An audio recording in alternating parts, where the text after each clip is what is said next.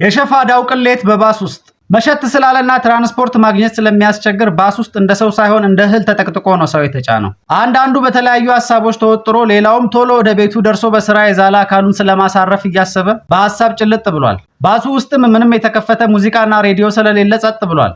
የምንሄድበት ሰፈር ደግሞ በጣም ረጅም ነው።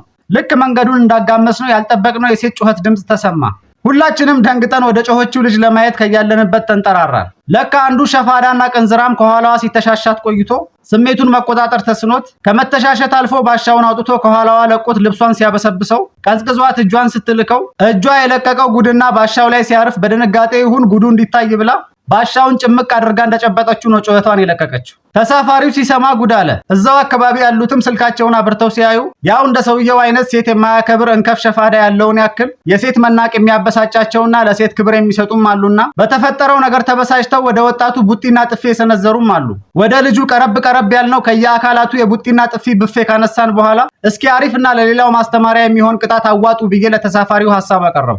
ከተሳፋሪው መካከል አንዳንዶቹ የተወሰነ አሰብ ካደረጉ በኋላ አንዱ አዝግ የሆነ ወጣት ይሄ ነገር ድንገት ከልብሱ አልፎ ወደ ውስጥ ገብቶ እንደሱ አይነት በየሄደበት ስሜቱን የማይቆጣጠር ሸፋዳ ዘር እንዳይደገም ከልብሷ ላይ በምላሱ ልሶ ያንሳው አለ። እየከበደውና እያቅለሸለሸው ቢሆንም አስገድደን አስላስ ነው። ቀጥሎም አንዲት ሴት ከወደ መሃል አካባቢ የቅጣት ሐሳቧን ሰነዘረች። እኔ እንዳጋጣሚ ምን የመሰለ ያበደ ዳጣ ይዣለሁ። እዛ ውስጥ እንትኑን ትንሽ ነከር አድርገን እናውጣለት። የት አባቱንስና ይሄ ባለጌ አለች። አንዳንዶቹ እረ ይሄ ቅጣት እንኳን ይበዛል ሲሉ፣ አብላጫው ተሳፋሪ ግን እረ ይሁን እንደዚህ አይነቱን እኛው እንደዚህ የቀጣን ካላሳየን ነገ ደረቱን ነፍቶ የሚያደርገው ይበዛል ብለው ቅጣቱን ተግብረን ልጁን አሳበር ነው። ቀጥሎም አንድ አዝግ ነገር የሆነ ወጣት እንደውም ሳሙና ወይ ሎሽን የያዘ ሰው ካለ እያየነው ይምታ።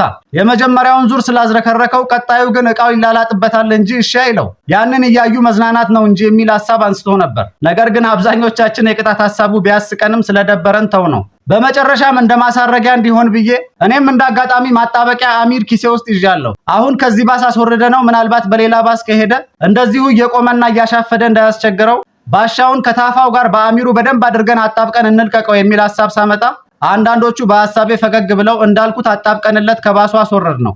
ሸፋዳውን ልጅ አስወረደ ነው። ትንሽ እንደተጓዝን የልጅቱ ቅርጽ መሳጭ የሚባል ቢሆንም ግራ የገባኝ ነገር ስለነበረ እንደምንም ወደ ልጅቱ ጆሮ ጠጋ ብዬ እኔም ምልሽ ግን ልጁ ከመተሻሸትም አልፎ ባሻውን አውጥቶ ልብስሽን እስኪያበሰብሰው ቀድሞ ሲተሻሽ እንኳን አይሰማሽም እንዴ ብያት በውስጤ ሳትሰማኝ ደግሞ ነው ወይስ አይደለም ባስ ውስጥ የሚመች ቦታ ላይ ቢሆን እንኳን እንዴት በዚህ የማስወንጨፍ ፍጥነቱ ይዳፈራል ብለሽ ነው በጩኸት የቀወጥሽው ብዬ መልሷን መጠበቅ ጀመርኩ።